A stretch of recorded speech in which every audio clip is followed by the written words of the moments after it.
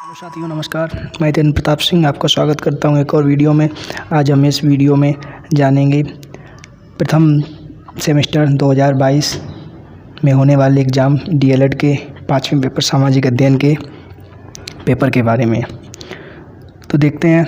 सबसे पहले बहुविकल्पी प्रश्न पहला, सबसे प्राचीन वेद कौन सा है? सबसे प्राचीन वेद जो है वो है ऋग्वेद।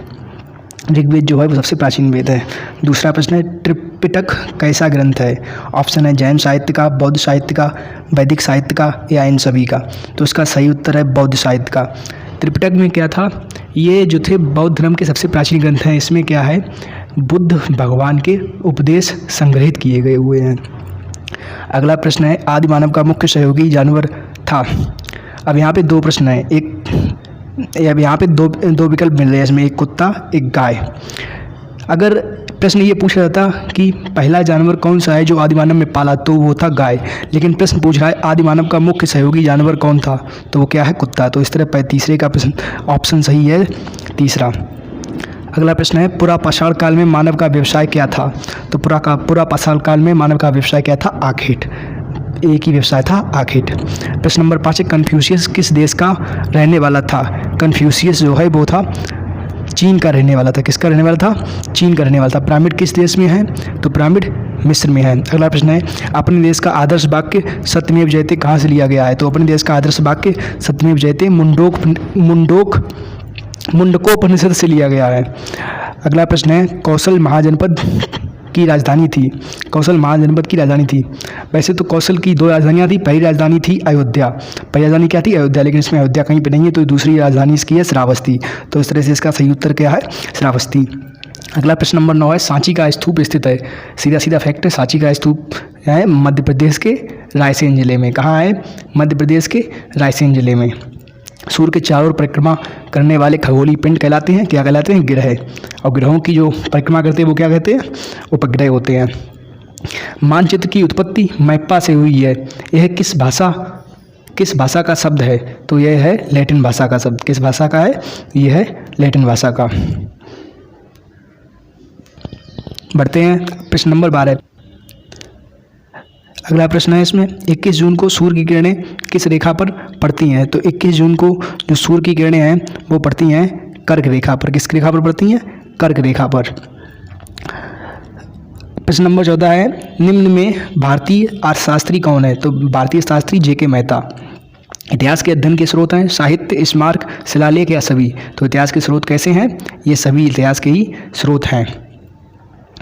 तो अब अतलकोत्तरी प्रश्नों पे देखते हैं। अतलकोत्तरी प्रश्न जो कि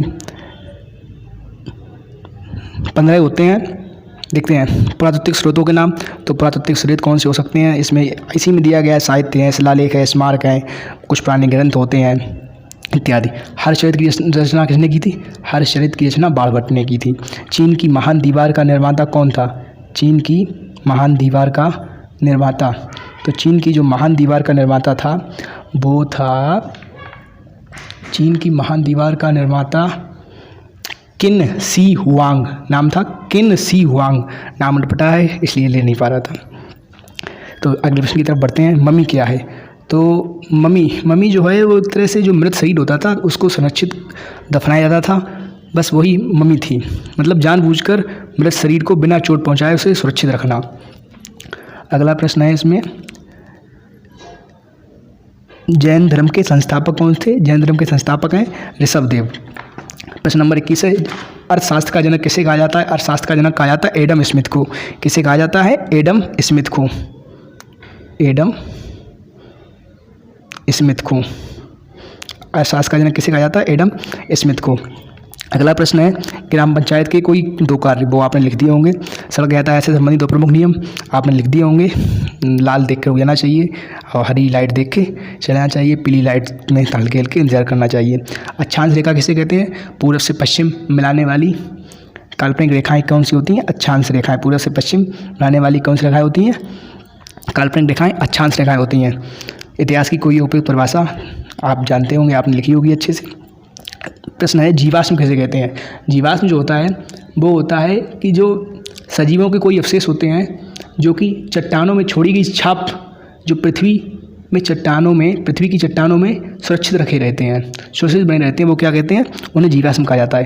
पाषाण काल को कितने भागों में बांटा गया है? पाषाण काल को 3 भागों में बांटा गया है, पुरापाषाण काल, मध्य पाषाण काल और नवपाषाण काल। अगला है गीजा का पिरामिड किसने और कब बनवाया था? तो गीजा का पिरामिड वो था, किसने बनाया था? गीजा के पिरामिड वहाँ के राजा थे जिन्हें कहते थे फराहो। फराहो कौन थे? कुफू। कुफू के चौथे वंश के शासक थे। कुफू के चौथे वंश के शासक थे। उन्होंने क्या बनवाया था? गीजा का पिरामिड। और ये गीजा का पिरामिड इन्होंने कब बनवाया था? इन्होंने बनवाया था गीजा का पिरामिड 2560 ईसा पूर्व में। कब बनवाया था? 2560 ईसा पूर्व में। अब अगला प्रश्न है, अफ्रीका महाद्वीप की सर्वोच्च चोटी कौन सी है? तो अफ्रीका महाद्वीप की चोटी, सर्वोच्च चोटी है किलिमंजारो। कौन सी है? किलिमंजारो। किसमें है? तंजानिया में है। इस चोटी की ऊंचाई कितनी है? इस चोटी की ऊंचाई है 5895 मीटर।